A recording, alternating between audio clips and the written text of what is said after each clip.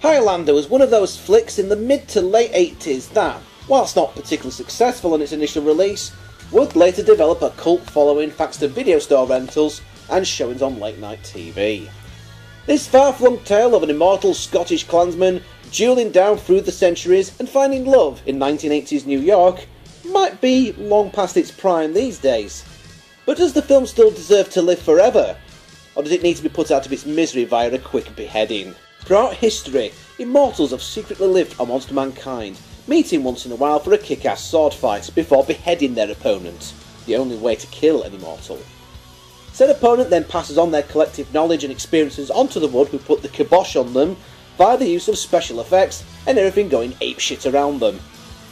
These immortals continue to battle on throughout the centuries until they reach the time of the gathering, where the remaining few will duke it out to the death until only one remains to receive what is only known as the prize. You know, on paper, this shouldn't have worked. Christopher Lambert is a Frenchman playing a Scottishman, and Sean Connery is a Scottishman playing a Spaniard that is also Egyptian.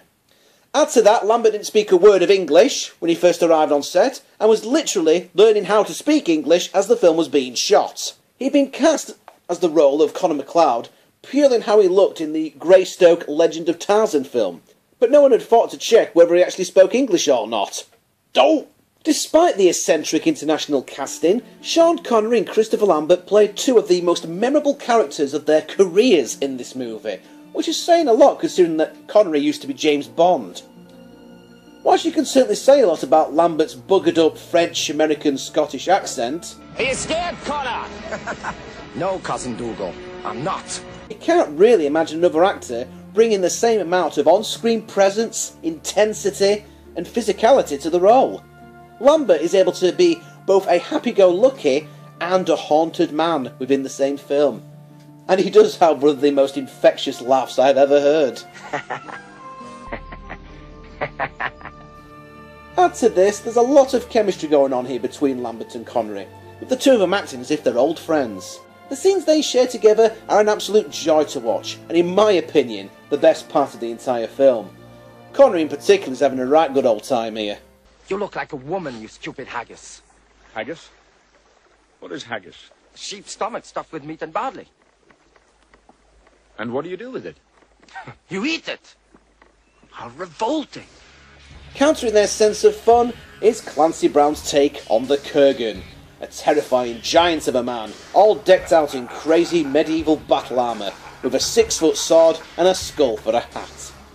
He's one of the lowest, sleaziest, nastiest, most intense villains of 1980s cinema, and it's odd to think that he's the voice of Mr. Krabs these days. SpongeBob, me boy! Tonight you sleep in hell!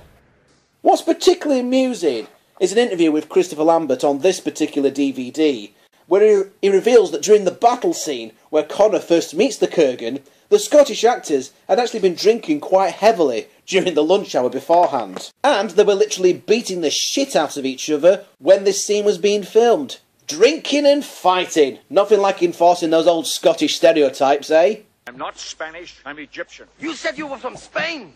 You're a liar. Anyway, Connery's Spanish, Egyptian, whatever, character, Ramiez, takes Connor under his wing and trains him how to fight, as well as teaching him about the ways of the immortals. He also tries to protect Connor by telling him to leave his wife. You must leave her, brother. Because he doesn't want Connor to go through the same pain that he's gone through, losing his loved ones to the ravages of time and mortality, whilst he has continued to live on. But after the Kurrgan shows up again and beheads Ramiez, Connor continues to stay with his wife, which turns out to be the most tear-jerking moment of the film, nay, the entire franchise. Connor remains young whilst his wife ages over the years and later dies in his arms. It really hits home what Ramiez was trying to warn Connor about, and what a curse that being immortal truly is. Not to mention the song Who Wants to Live Forever by Queen is played throughout these moments. Queen wrote this song just for this movie, and it fits perfectly, making these sections of the film a proper heart-wrencher. I'm getting choked up just thinking about it now. This wasn't the only song that Queen had on the soundtrack. In fact, Queen are all over this bloody film. From the opening credits to the end titles, during the fight scenes, when the Kurrgan's going off on a joyride, when Connor's wife dies in his arms, Queen are all over the bloody place. Even when Connor's in the pub getting all pissed up.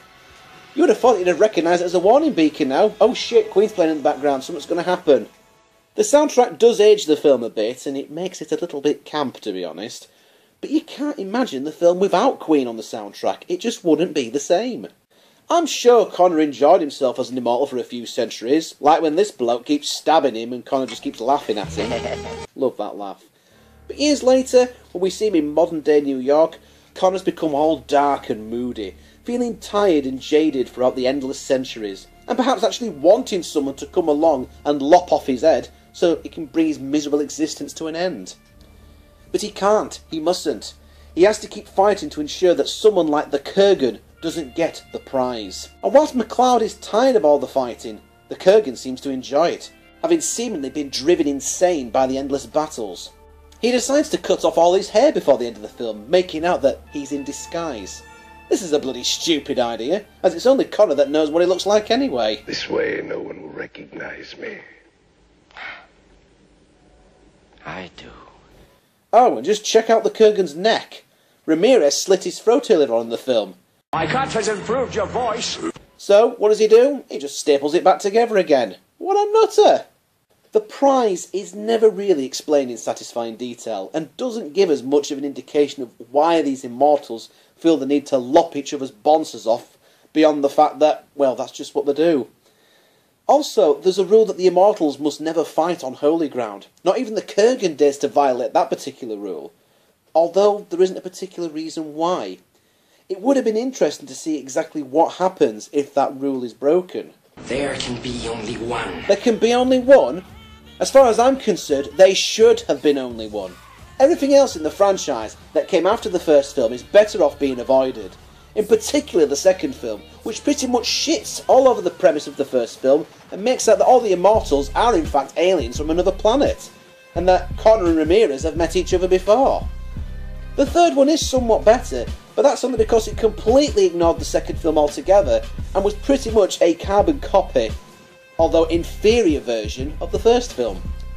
The fourth one, Endgame, should only really be watched if you've actually been watching the TV series, as it brings both the film series and the TV series to a close in a rather satisfying conclusion. What's that? A TV series? Oh yes, never mind the promise that they can be only one. Now there was one every bloody week! That's slightly more than one, isn't it? Add to that there was also a spin-off from the TV series, a fifth movie that was so bad it was broadcast once on the Sci-Fi Channel and then never shown again, with no plans of a DVD or Blu-ray release. There was also an animated series as well, and even an anime. Phew!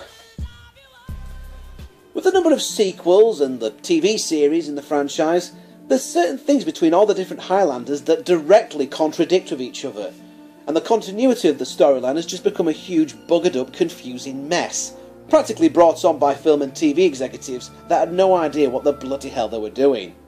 Highlander 2 is now pretty much ignored entirely by the rest of the franchise, with good reason, and many of the film's fans have taken the motto of "there can be only one" to heart, ignoring pretty much everything else that came after the original film. Like those who like to pretend and even ignore the fact that The Matrix had sequels. Now there's talk of rebooting the series with Ryan Reynolds as Connor and Vinnie Jones as the Kurrgan. The film might look a bit dated these days, but it certainly doesn't need a bloody reboot. And to be honest, it was such a well-contained story that it didn't need a sequel either. Or a TV series, or a... oh, fuck it, I give up. I think this franchise needs to be left well alone now. To be perfectly honest. It really should have taken its own advice and ensured that there literally was only one. Yet despite that, the original Highlander is a fantastic movie and is well worthy of a thumbs up. We are the same, MacLeod. We are brothers!